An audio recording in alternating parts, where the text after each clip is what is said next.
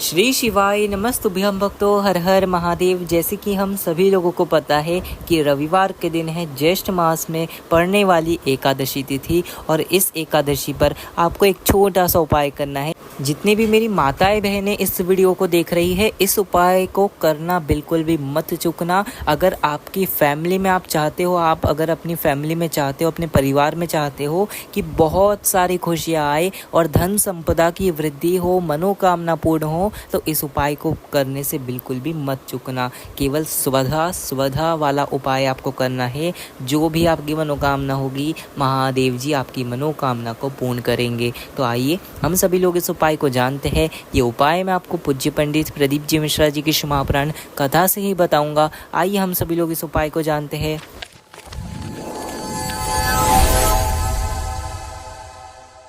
तो इस वीडियो में मैं आपको टोटल 3 उपाय बताऊंगा। तीनों उपाय में से आप कोई भी एक उपाय कर सकते हो। एकादशी के दिन है ना, रविवार के दिन एकादशी है, और जो प्रथम उपाय होने वाला है, जो पहला उपाय होने वाला है, अगर आपके जीवन में बहुत दुख है, बहुत तकलीफ है, बहुत कष्ट है, आपने सारे उपायों को कर देख लिया, फिर भी महादेव जी आपकी मनोकामना को पूर्ण नहीं कर रहे, या फिर आपकी फैमिली में खुशियां ही नहीं है, कहीं ना कहीं खुशियां कमी ही आपको लगती है, कहीं ना कहीं धन संपदा की कमी रखती है, कहीं आपको ऐसा लगता है कि मेरे ये सपने हैं पर पूर्ण नहीं हो पा रहे, तो इस उपाय को आपको करना चाहिए। क्या करना है? केवल आपको एक दीपक लेना है। क्या लोगे? एक दीपक। एक मिट्टी का दिया लेना चाहो वो ले लो, या फिर आपको आटे का दिया बनाना आता हो वो भी बना सकते हो, या फिर कोई भी आप दिया ले सकते हो। उसके अंदर कौन सी बत्ती रखोगे? गोल बत्ती, है ना, गोल बत्ती रखना। उसके अंदर गौ माता का घी भर लेना, है ना, गौ माता का घी भर लोगे, ऐसा दिया तैयार कर लोगे। साथ में ले लेना एक तांबे के कलश के अंदर जल, एक लोटा जल हम सभी लोग ले लेंगे,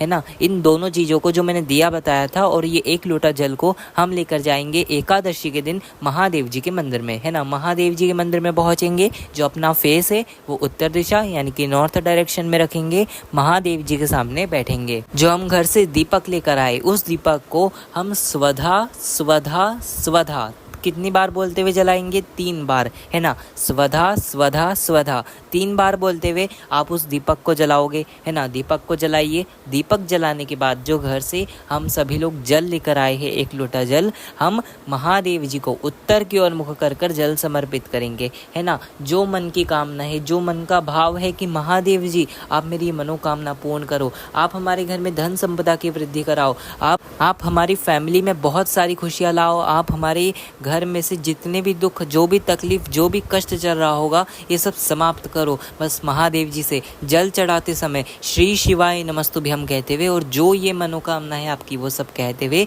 आपको वो जल को समर्पित करना है। स्वधा स्वधा स्वधा जल समर्पित करते समय भी आप कह सकते हो, है ना। जला देना दीपक को स्वधा स्वधा स्वधा नाम लेते हुए, और जल भी जब समर्पित करोगे तब स्वधा स्वधा स्वधा 3 बार कहेंगे, है ना। ऐसे आप जल भी समर्पित कर दोगे।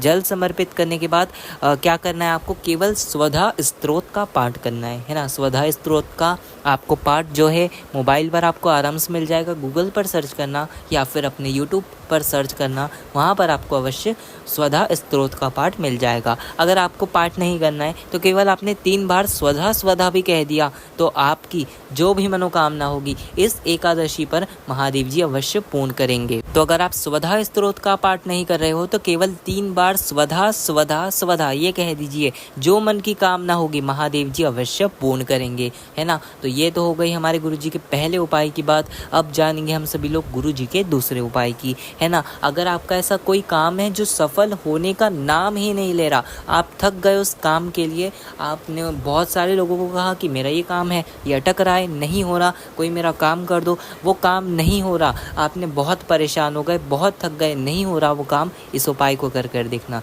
क्या करोगे? केवल लाल चंदन लेना। लाल चंदन भी कौन सा है? ये लकड़ी वाला जो आपको स्क्रीन पर दिख रहा है, असली आपको लाल चंदन लेना है। आजकल आपको मार्केट में नकली लाल चंदन में मिल जाएंगे, पर आपको उसमें से असली लाल चंदन ही लेना है, वरना महादेव जी कामना नहीं पूर्ण करेंगे, है ना। तो क्या करना? लाल चंदन लेना, लाल चंदन लेना।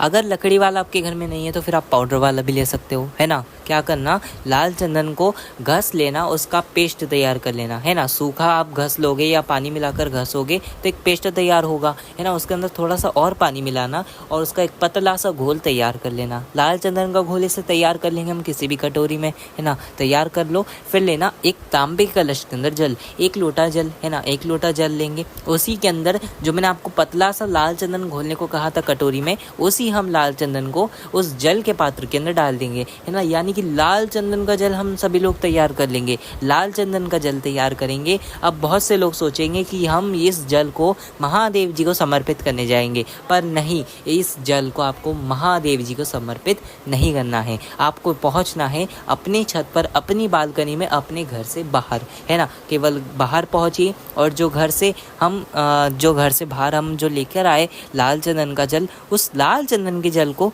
आपको सूर्य भगवान को अर्पण करना है। सूर्य भगवान को समर्पित करेंगे, है ना। सूर्य भगवान को हम अर्घ देंगे। अपना जो दोनों हाथ है, दोनों हाथ से लोटे को पकड़कर अपने सिर से ऊपर उस कलश को रखकर हम सूर्य भगवान को अर्घ देंगे। जो भी आपका काम अटका हुआ है वो सब कहते हुए लाल चंदन का अर्घ आपको देना है सूर्य भगवान को। जो भी यानी कि अटका हुआ काम होगा ना, जो सुलझने का नाम ही नहीं ले रहा होगा, वो इस उपाय से अवश्य सुलझेगा। तो इस रविवार, इस एकादशी पर इस उपाय को कर अवश्य देखना। तो ये तो हो गई हमारे गुरुजी के दूसरे उपाय की बात। अब जानेंगे हम सभी लोग गुरुजी के तीसरे उपाय की। इस उपाय को भी आप लोग कर सकते हो, है ना। अगर आपको मंगल ग्रह आपको परेशान कर रहे हो, आपको ऐसा लगता है कि मुझ पर मंगल ग्रह हावी हो रहे हैं, है ना। मंगल आप पर लगा हुआ है, चाहे वो छोटा हो, भारी हो, कैसा भी मंगल हो, और आपको मंगल ग्रह तकलीफ दे रहे हो, या आपको ऐसा लगता है कि विवाह में देरी हो रही है। मंगल रहता है किसी को तो ऐसा रहता है कि विवाह में दिक्कत आती है।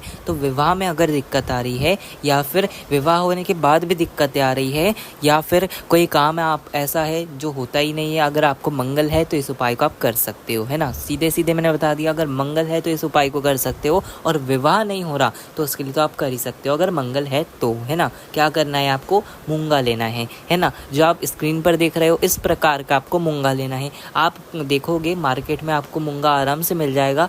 अगर आपके घर में है तो बहुत ही अच्छी बात है। क्या रहता है, वो मूंगा ना हम अंगूठी में पहनते हैं, मतलब वो मूंगा ना धारण करने का होता है शरीर में, तो आपको धारण नहीं करना है। ये तो शिव जी का उपाय है, आपको धारण करने का मैं उपाय नहीं बता रहा, मैं आपको शिव जी का ये उपाय बता रहा हूँ। तो इसको क्या करना है, आपको मूंगा लेना है। अगर वो अंगूठी में हो या फिर आपके पास रखा हो तो आप वो भी ले सकते हो, है ना। क्या करना, मूंगा लेना, है ना। मूंगा लो और साथ में एक तांबे की कलश के अंदर जल भरेंगे, है ना। 1 लोटा जल लेंगे और उसके अंदर अगर आपके पास वो अंगूठी में मूंगा लगा है तो उस अंगूठी को डाल देंगे। अगर मूंगा ऐसे ही है तो उस मूंगे को भी उस जल के अंदर डाल देंगे, है ना। डाल दीजिए और डालने के बाद आपको सीधे चले जाना है महादेव जी के मंदिर में। महादेव जी के मंदिर में पहुंचेंगे, अपना जो फेस है, अपना जो मुख है वो उत्तर दिशा यानी कि नॉर्थ डायरेक्शन में रखेंगे, है ना।